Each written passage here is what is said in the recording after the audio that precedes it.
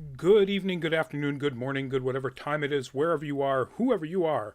Welcome once again to Full Fat Spoiler Chat, the show in which we, the folks at Nerd Caliber, talk about a recent piece of entertainment and look at what is good about it, what's bad about it, what worked, what didn't work, themes, tone, messages, and so on, which means, of course, as all the warnings say, we're going to be spoiling it.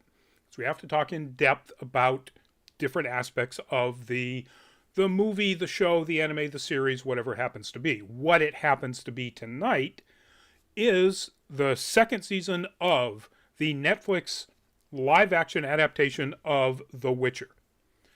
So if you have not seen season 2, or season 1 for that matter, because we're going to be talking about some of that, then you probably should not watch this live. You should watch it later on after you've had a chance to catch up on season 1 and 2, if you don't like spoilers.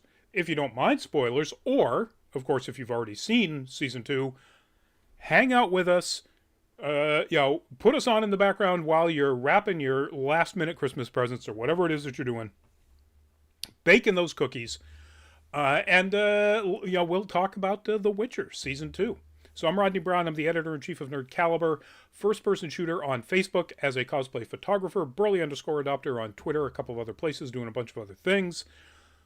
And before we get into all of the wonderful details, we're going to ask you for a little bit of a favor, and that is if you have a Twitch account, we'd ask that you go to this URL here, twitch.tv/nerdcaliber, and think about following us. We'd love to have you follow us. We'd love to build our following and our numbers and our participation on Twitch to be close to what we're getting in Facebook Live and YouTube and so on.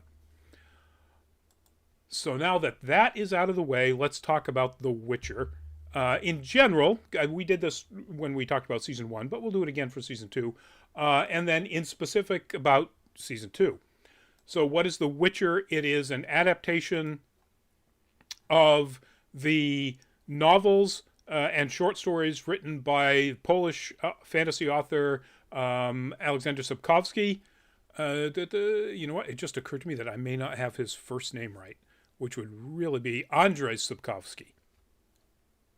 So, yeah, Andrzej Sapkowski. So, starting in the mid-1980s, started writing short stories, eventually collected in 5 novels, the first 2 of which are actually collections of previous short stories.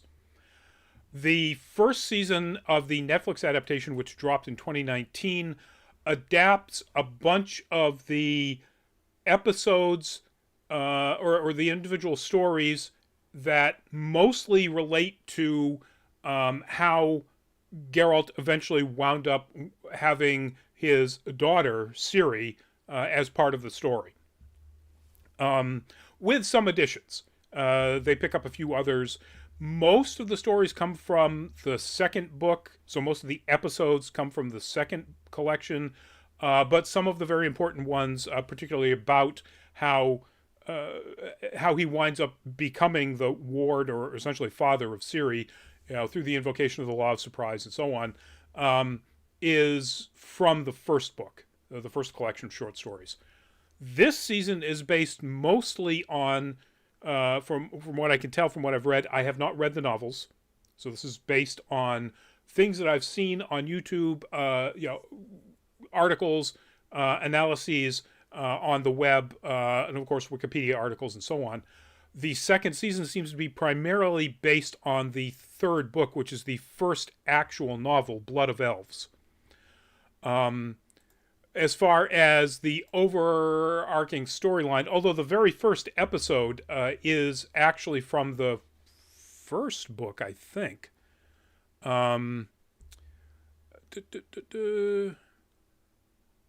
It doesn't matter with the first or second book, but it's from one of the first 2 books, and not from the Blood of Elves. So this season generally moves the story more accurately along, and again, it's more consistently tied into an overarching narrative that continues from episode to episode, while still having individual things that Geralt has to deal with in each episode. So it's episodic, while connecting every episode together, much like a season of Buffy the Vampire Slayer, which sort of started this whole thing of episodic plus overarching connections. Um, and that's where we're at with season 2. So, likes and what did they do well? What worked? What did they shoot for and actually achieve? So first off, the first season was a hit, so Netflix threw a ton of money at them. The production values are fantastic. It looks better. The special effects are better. The contacts are better. I mean, literally something as small as that. So many of the characters in here wear contacts because that is one of the most important defining characteristics from the novels that's described by Sapkowski. That, Yennefer has violet eyes, and Geralt has yellowish, wolf-like eyes, and Ciri has green eyes. So none of the people that they've cast for those have those eye colors, so they're using contacts. In the first season, the contact game was weak, like really weak. In the second season, they've improved that a lot. Not perfectly. Geralt's contacts still look a little fake in many scenes, probably most, but not nearly as bad as they did in the first season. And once again, that's not to say I loved the first season, but that was one of those glaring production problems. You put people with contacts and you then use CG over it. And it's not like they didn't have the time because, it's been 2 years because of COVID. They certainly had plenty of time. And maybe they did. Maybe that's why the contacts look better. Or maybe they just sourced them better. And in all senses, even this one just absolutely killed me. And I am so glad that even though I don't particularly like the sense of what they're doing with the costume, it is so much better than season 1. This is the Nilfgaardian General Cahir. That black, whatever the hell, pile of black toilet paper, or, what would you call that? Laminar? Anyway, flows of tar as armor. It's terrible. It's just absolutely awful. I was laughing every time he showed up on screen. Every time the Nilfgaardians, as you can see, that's typical Nilfgaardian armor. That's what they're wearing in the background. Image on the left is the armor from this season. Now, it doesn't have the black sun, or it's not black with gold or copper highlights like it's supposed to be, from what I understand. But it's way better than that thing from season 1. So the production design just makes way more sense. The creatures are better. The creatures were pretty good in the first season, but they're a lot better. The CG is generally a lot better. One of the biggest, again, this is a spoiler show, so spoiler for the first season, but one of the biggest, most impressive things that they tried to do in season 1 is adapt the story that involves the reveal of an actual living dragon. And it was okay. In this season, there's an episode near the end where there are all kinds of wyverns or basilisks. Well, not all kinds. There's 3 different kinds that come out of this portal, and they're perfect. I mean, it's modern day, typical high budget CG. And that's fantastic. So costume designs are better. All production design all the way across. It's just better. The fact that, and I've heard Henry Cavill talk about this in an interview, that he pushed for Geralt to be more verbose. In the novels and in the games, he's not quite as recalcitrant to speak as he was portrayed in the first season. And I'm not really sure why they went with that. A lot of, grunts and and whatever's and an occasional F-bomb with some dialogue around it. But Geralt talks a lot in the novels, and in the games. So, and Cavill pushed for that, to have him, he can still be a mysterious and sort of sullen seeming character, you know, but he has dialogue finally, like good, meaningful dialogue. Um, Everybody continues to do a fantastic job with the characters that they are given. Whether you like the casting or not, that's entirely up to you. I don't think, if you don't like how they cast Yennefer because she doesn't look like the version that was in the games or something, you can't fault the actress for being a fantastic actress. She's wonderful in the role. Um, okay, I'll get to that in the dislikes. A little bit of a issue with the writing at one point of the character, which kind of bothers me. Um, but yeah, so the actors are all doing a fantastic job, as always, including returning actors that are seen mostly in flashback. And they're doing an excellent job.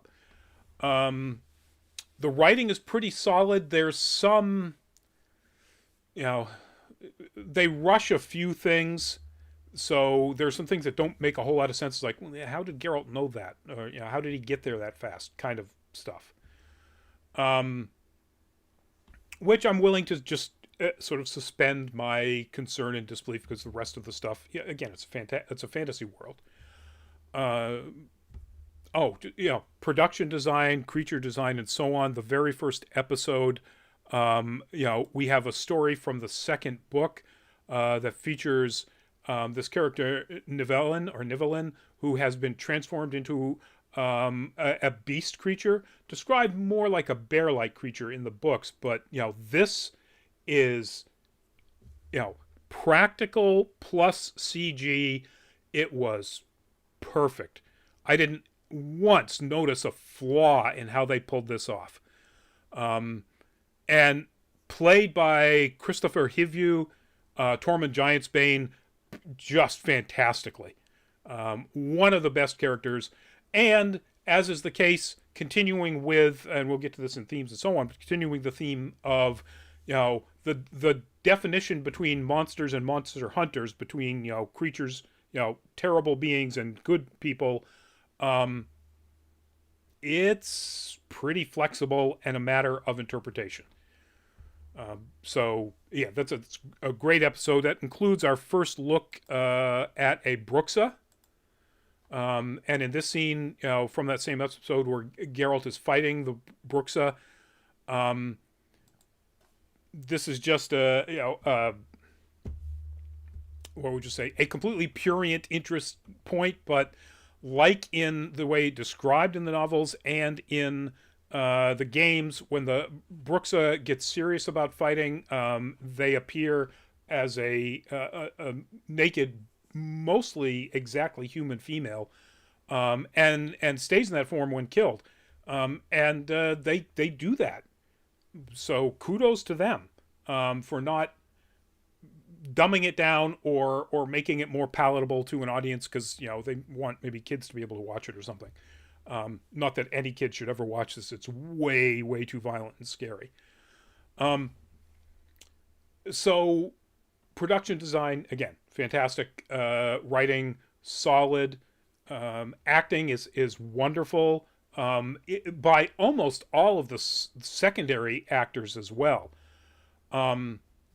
I understand that in the first season, you're not supposed to particularly like Jaskier, Dandelion from the games. But, he was written to be really just a nonstop annoyance.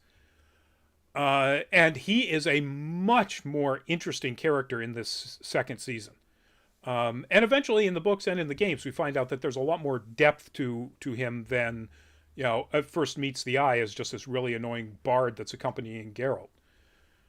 And we already get to see some of that, not in the way that it's presented in, say, the games later on, but, in different ways. And it's really good. I appreciate that a lot, which makes me appreciate the actor Joey. Joey begins with a B. Joey Beatty even more because sure, I can appreciate an actor who is willing to portray somebody who's just annoying as all get out, and he did in season 1. But now he's given a lot more to chew on here, and it's really good. And again, the songs they repeat way too often. They have one song. It was "Toss a Coin to Your Witcher" in the first one. It's a "Burn, Butcher, Burn" in the second one, and they just repeat it way too often. But it's a banger of a song. If you can apply that to medieval sounding kind of bardic singing. But yeah, it's really solid. So that's another plus. Let's see, what else did I particularly like about this? I like the fact that it was a little bit more, and I've mentioned this, of a coherent storyline. So the first season, I love this. I'll get to this in a second. The first season had time skips. And so, you'd have one episode or part of an episode which occurred at a particular time, and then it changed something else that was happening at that same time, but somewhere else. So something was happening to Geralt, and Ciri was fleeing, the Nilfgaardians. And then it would jump back to before Ciri was born, where Geralt established the law of surprise, but with no indication that they were doing it, and no explanation of who any of these other people, like Queen Calanthe, Ciri's grandmother, or any of the stuff really were, until about 4th or 5th episode in. You finally starting to, okay, now these are all starting to come together, and I get what they're doing. And I have a lot of friends who really hated that about the first season, that it was just way too confusing. Some of them even to the end. I still don't get what happened when, by the end of the series. In episode 3 or 4 of the second season, when we first get reintroduced to Jaskier, as it turns out, one of the things he's doing is he's actually helping sneak elves out of the northern kingdoms. In this case, particularly out of, I think, Oxenfurt, which would be part of Redania. And because the northern kingdoms, as they kind of always have been, are now really cracking down on being the specious, racist scumbags that they are in the books and the games and so on.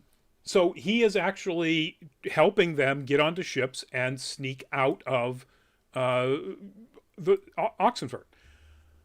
And at one point he's helping do this, and in this group also is Yennefer and Fringilla, who had been captured by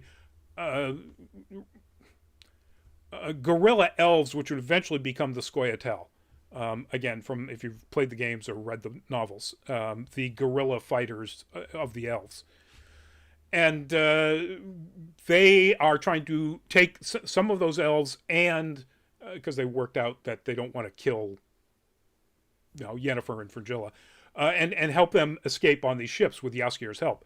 So he has to go try to get them on a ship because they have increased the patrols around the ports, because they kind of figured out that some stuff was going on. So he talks to this guard, and he's trying to figure. The guard asks for his papers, and of course he doesn't have any. He's trying to figure out what it is. So he starts to just sing one of his songs under his breath, and the guard looks really surprised and finishes the next line. And then he says, "Oh, you're the one that wrote that. You're that bard." And he's, "Yeah." And it's a nice, it's like, "Oh, I've got a fan bonding moment." And he says, "Don't worry. I know who you are. Go ahead." And he starts going to the ship. And he's, "Oh, I'm about to get on it." And the guard says, "But it's not really your best song." And of course, as an artist, Jaskier can't help but turn around and go, "Really? What's the problem?" And then the guard describes exactly the problem with season 1, but not saying about season 1. He says, "Well, yeah, it took me like the 4th or 5th verse before I figured out that it bounced around in place time to time." And Raz goes, "Yeah, well, he comes up with some reason why it had to happen that way, but every point the guard makes is about what everybody has said was a problem, different problems with season one. And it's so meta. It's hilarious. It was one of the best scenes in season two. I'm just like, you gotta love any writers and producers who are willing to acknowledge their own problems, their own previous problems in that way. That was fantastic. So a lot of stuff I really like about it. Dislikes. They are fewer than season one, and I've already mentioned one. There are points where they are clearly rushing the story to get from point A to point B, and they don't really explain how what seems like something that wouldn't really be as easy as Geralt makes it out to be happened. That's a little confusing. They change a little bit some of the story, although remarkably, a lot of people seem to be really shocked about the big reveal at the end about the nature of Cirilla's father. And that's right out of the books and the games. That's no different whatsoever. Minor difference in how it's portrayed, as a reveal, but it's exactly the same circumstances that happen in the books. But and they make a change to Francesca, who is apparently from the books an elf, which I didn't realize because I've only played the games, and only played Witcher 3. Actually, I haven't played the previous two. But in the books is not in any way, shape, or form a leader of elves, and in this she becomes one of the leaders or the leader of the elves, and eventually is going to become clearly the person who is in charge of the Scoia'tael, the guerrilla fighter elves. But it is the changes to Eskel, the Witcher, that really surprised me. So this is a scene. This is obviously a posed promotional photo. But this is most of the gang, or a big chunk of the gang that's at Kaer Morhen. There's actually, I guess, supposedly 20 of them there at some point. But we've obviously got Geralt and Ciri right up front, and then in the back from left that's their Lambert with the long hair. The Faith No More fanboy next to him is Eskel, and then jumping right over Ciri's head, that's Vesemir. And that's Cohen, who is I think important in the books, but in the game, at the point where I've played it, The Witcher 3 is no longer around. And this is spoiler chat, big spoilers. Again, if you don't want to hear about this, don't listen, etc. Eskel dies in the episode in which he first appears. He gets attacked by a Leshen. The Leshen left a piece of itself in him, and he winds up turning into a Leshen, basically, inside Kaer Morhen. And ultimately, he's too dangerous to try to take the time to possibly cure him of the curse, and Geralt has to kill him. Now this is, so the character is close to Eskel, although he's a little bit more like Lambert, more of just an asshole. And Lambert is Lambert. They nail Lambert. He's an asshole. It's, no question. But Eskel is kind of like that too in this second season. And so I don't mind that, he's gone, except that there's no reason to do it. So unless you're a fan of the books, you've read the books, or you've played the games, you don't know who Eskel is. He's one of these people that are like Geralt if you're only familiar with the series. So having him become the thing that turns and gets killed and has deep emotional impact, it won't for anybody who hasn't read the books or played the games. It's just some Mike Patton looking dude who winds up dying. Deep cut for all you Faith No More fans. It's so it was clearly done to sort of shock and have an emotional impact on the people who have read the books or played the games. And I can see that, but that's not what what you should be going for with a new piece of medium. Make it one of the other random characters who gets killed later on. Not random characters, but Witchers whose names we don't even really know. And because it's not going to have that kind of impact on the people who haven't read the books, and it's not going to infuriate the people who have read the books. So it was just a dumb choice on as far as I could tell. But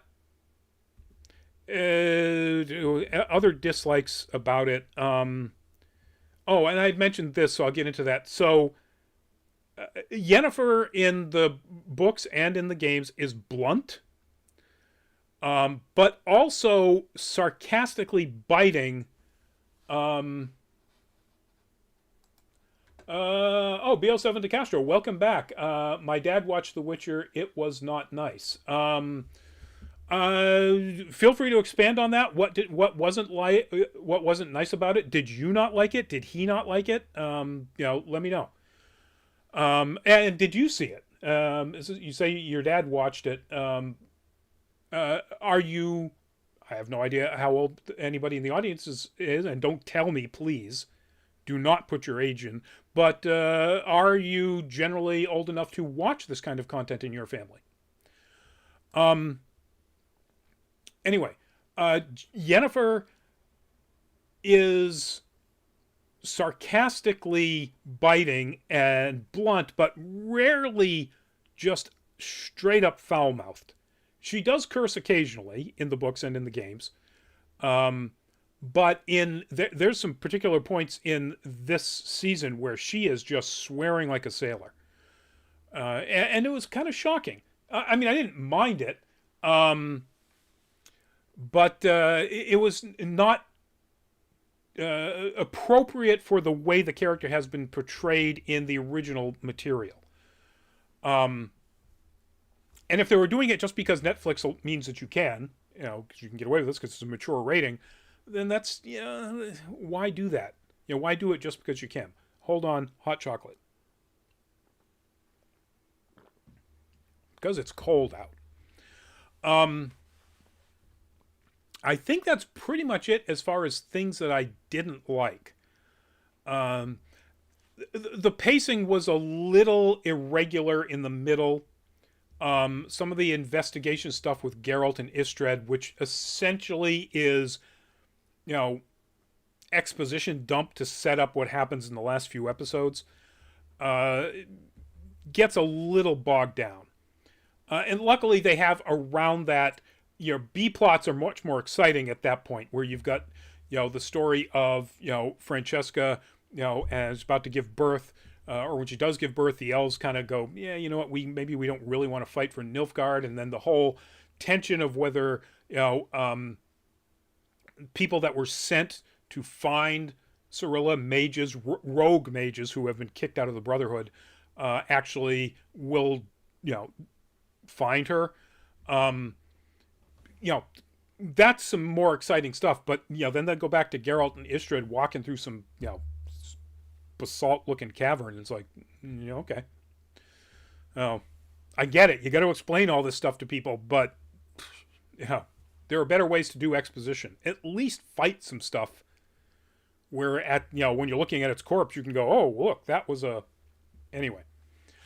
And that's well, it's not really a nitpick. I mean, it is definitely a pacing problem and a story construction problem within those middle sort of episodes. But again, I didn't mind it terribly. That's something that, again, they'll want to keep an eye on. At least it didn't have the story construction problem of the first season, where nobody knew what was happening at any given time because of the bouncing around from time to time.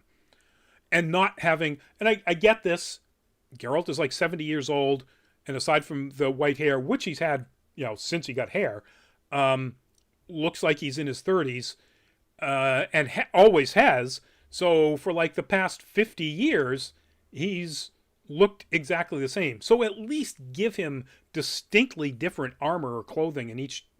No, in that first season, you kind of go, oh look, it's Geralt again. Why isn't he mentioning Jaskier or Yennefer or And it's like, oh, it's a couple of decades before any of that happened. Okay, good. I'm glad I know that. Anyway, so it doesn't have that problem. I think that's pretty much it for dislikes. There isn't much else that I could say that was wrong with this season. They improved, even the lighting and the cinematography is better. It's still dark and moody, but at least it's clearly dark and moody. There are times in the first season where things were just so dark it was just muddy, and it was like, okay, who's fighting? What's going on here? So yeah, themes, tones, and messages. All right. As always, the overriding message of this are the two things. All right. This season, they do kind of get a little bit into it, but not much. So I can't call this an overriding. The overriding story of the whole thing is that, destiny and free will, they're always going to be at struggle, but you've always got the choice to fight your destiny or not. It's not that destiny doesn't exist, but you have free will. You have the ability to choose to go along with that destiny, assuming you know about it or not. And that's a little bit of this season, but not so much. I'm assuming that's going to be a much bigger part in the follow-on seasons when they get much deeper into series story. But found family is a very big part of it. The Witchers, as much as they're a completely dysfunctional family, are essentially a found family or a family thrown together by circumstance. Geralt and Ciri are essentially a found family, even though he sort of set it up that way by invoking the law of surprise on her parents when he found out that her mother was pregnant, and said, "All right, for saving them."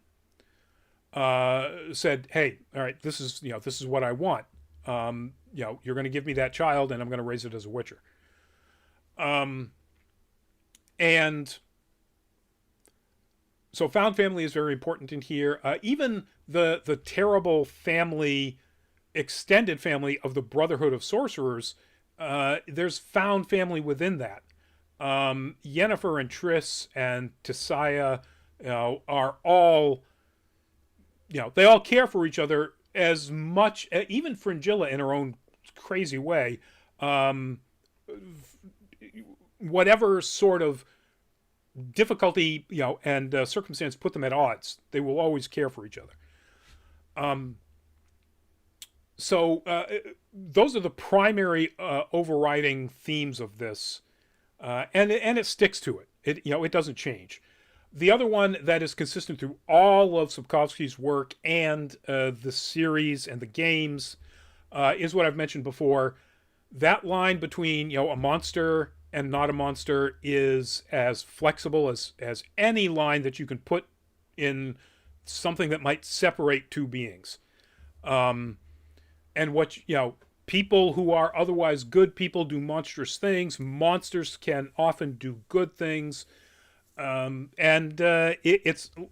literally comes down to a circumstance by circumstance call. If the Bruxa is in love with and providing love for the cursed mage who looks like a monster with tusks, that's good, except that then she goes out and kills people if she's not completely satisfied with her bloodlust. That's bad.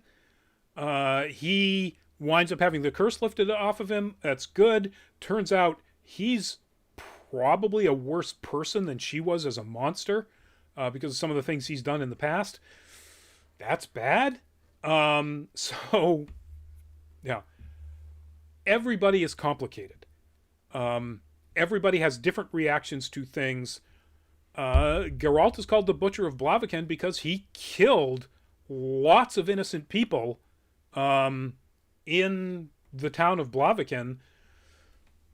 They were coming for him, but he's a witcher. He knows all of the signs. He can knock them down and tell them to run away and all of the other stuff. And he just got sick of being screwed over by people and killed them.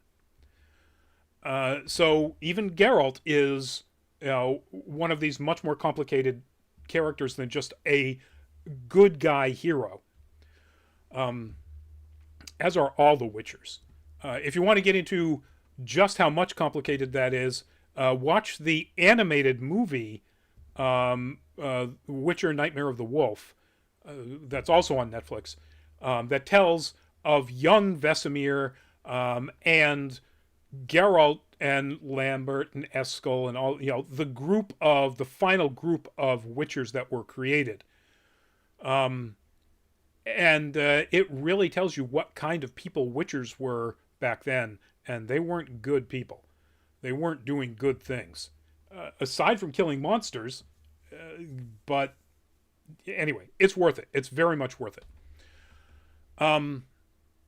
So that's it, folks. That is Theme, Tone, Message. Good, bad. Do I recommend it? Absolutely. It's one of the better fantasy live action works that's out there, particularly on television, because it is such a complex character, darker, almost gothic horror fantasy, as opposed to like a high fantasy Lord of the Rings type. Even Wheel of Time, which deals with a lot more complex characters, is still more in the high fantasy realm. This isn't. These are people who, even if they're special people like the Witchers or Ciri, who are dealing with problems created by other people. Whether those people are also special, magical, whatever. And frankly, the monster hunts and the fighting of monsters is kind of incidental to what they have to deal with. Even though it is his job, that's his whole purpose for being, is killing monsters. So I recommend it highly. This season, I think I would give it a solid 7 out of 10. Story construction keeps it from being higher. It should be an 8 out of 10, but not quite, just because of some of that pacing in the middle. Please go watch it if you haven't. If you're a fan, now watch season 1, of course, first. If you haven't, then watch season 2. So that's it, folks. If you do get a chance, but do another promo here before we say goodnight. If you get a chance, head on over to patreon.com/nerdcaliber. Check it out, and if you decide that you do want to be a patron and support us, we'd love to have that. There are 3 tiers, $2 for the lowest tier, and basically the money goes to help us provide you more content. We get to more cons, get more videos for YouTube, get more photo galleries for nerdcaliber.com, the website. First Sunday gallery from Emerald City Comic Con from Dave at the Con just went up this morning, so go there, check it out. All sorts of cool images, great cosplay. And that's pretty much it, folks. So once again, stay safe. If you're traveling for the holidays, please stay safe. Understand that while the Omicron variant is definitely less deadly, it's also putting a lot of people in the hospital because it's way more infectious, and that's putting a strain on the hospital. So just be safe. Keep that distance if you can. Wear the mask when you can. Definitely get your vaccinations and your boosters and all of the stuff that you should be having to keep your people that you love safe during the holidays. Yourself included, but those other people. If you're going, to see your elderly grandparents, don't make them sick. It's pretty simple, And with that, it's early, but, Merry Christmas to those who celebrate. Happy Kwanzaa to those who will celebrate. Those are separated by 2 days. We got Christmas coming up on Saturday, Kwanzaa on Sunday. And then, of course, we will have shows. So our next show is Monday, Anime Octane, and we will be talking about the, sorry folks, this is the full name, and it's better than the name. The world's finest assassin gets reincarnated in another world as an aristocrat. Light novels, horrible names. Sorry about that. Nothing you can do about it. And then, of course, Tuesday, Nerd Week Live, where we're talking about nerd news. On the 30th, we will be discussing for Full Fat Spoiler Chat. Hawkeye, which just wrapped up. So that gives you an extra week to watch the 6 episodes, just 6 episodes of Hawkeye, if you're interested and you haven't seen it yet. So we'll be talking about that on Full Fat Spoiler Chat, and therefore spoiling it. So happy holidays, folks. Whichever ones you're celebrating as they're coming up, and we'll see you at an upcoming show. Please stay safe. Good night